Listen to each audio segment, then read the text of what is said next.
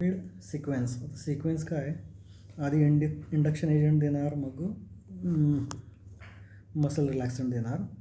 Induction usually इनहेलेशनलच करावं लागणार आहे, कारण की इंट्राव्हेनस करावं लागणार आहे. इनहेलेशनली तुमचा रॅपिड अंडर जात नाही तो तेवढा.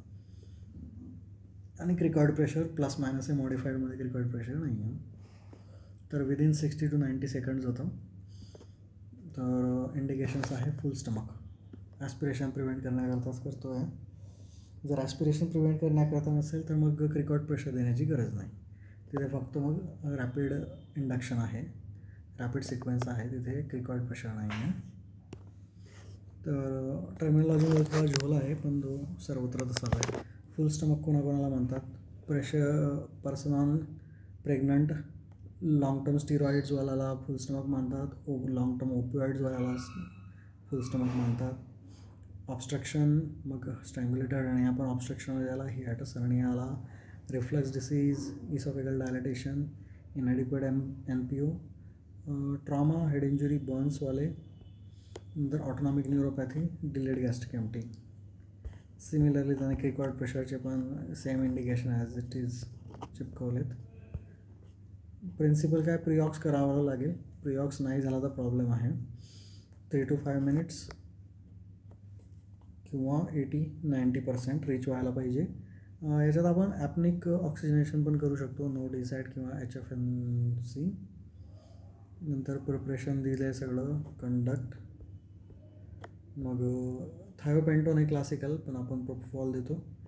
1 kg इज 9.8, तर 30 kg 10 न्यूटन आहे at the time of giving induction. मग नंतर अंडर गेल्यावर 30 न्यूटन म्हणजे 3 किलोचा प्रेशर द्यायचं आहे. 1.5 लिहिलं आहे याने, आपण युजली 2 देतो. इंट्युबेट झाल्यावर नॅझोगॅस्ट्रिक ट्यूब टाकायची आहे. जर फेल झालं इंडक्शन, अनाऊन्स करावं लागेल, क्रिकॉइड प्रेशर कंटिन्यू ठेवावं लागेल, call for help, oral airway टाकून किंवा विदाऊट मास्क व्हेंटिलेट करा. नाही होते 2 हँड 4 हँड, जे करता ते करा. मग LMA टाका. LMA टाकण्याकरता मग क्रिकॉइड प्रेशर काढावं लागेल, तर ते काढून टाका. आणि नाही होते तर पुन्हा क्रिकॉइड प्रेशर द्या, पुन्हा व्हेंटिलेट करा. Last option surgical airway.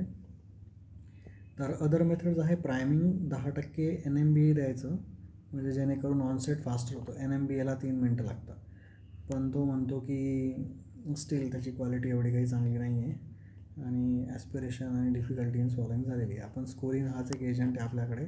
मग सेकंड आपल्याकडे रॉक आहे, 0.6च्या जागी तो 1.2 द्यायचा, तर मग तो पण 90 to 60 सेकंडमध्ये घेऊन येतो.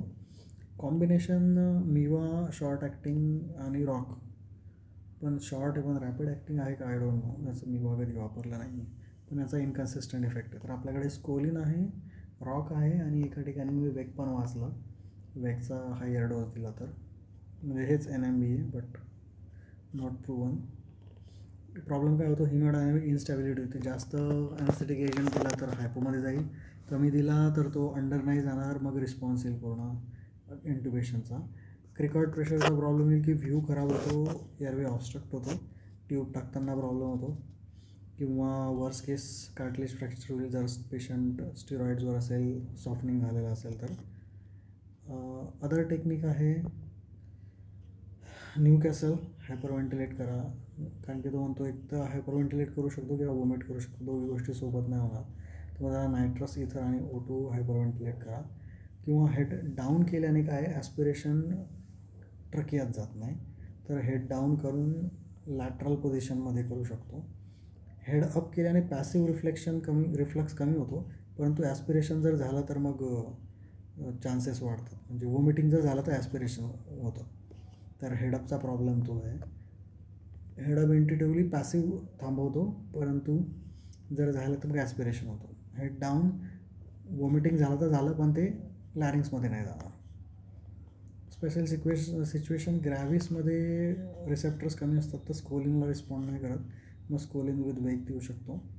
नंतर पीडियाट्रिकमध्ये कोऑपरेट करत नाही, तिथे चॅलेंजिंग आहे. तिथे क्रिकॉइड प्रेशरचा रूल एस्टॅब्लिश नाही, तिथे क्रिकॉइड प्रेशर कोणी देत नाही. आणि face mask, gentle ventilation after induction, ठीक आहे. स्कोलिनच्या आधी ॲट्रो, द्यायचा नाही तर ब्रॅडी होतो. बच्चूमध्ये तो प्रॉब्लेम आहे. क्रिकॉइड प्रेशर C5 C6ला आहे. त्याचं सेलिक मॅन्युअर म्हटलं आहे 10 increase to 30. Contraindication unstable cervical. त्याच्यात आपण डबल हँडेड करू शकतो. एक हात मानेखाली एक हात वर. सिंगल हँडेडमध्ये फक्त एक हात वर. 20 न्यूटन ॲट कॉन्शियस असताना देतो का नाही लिहिलं आहे आपण.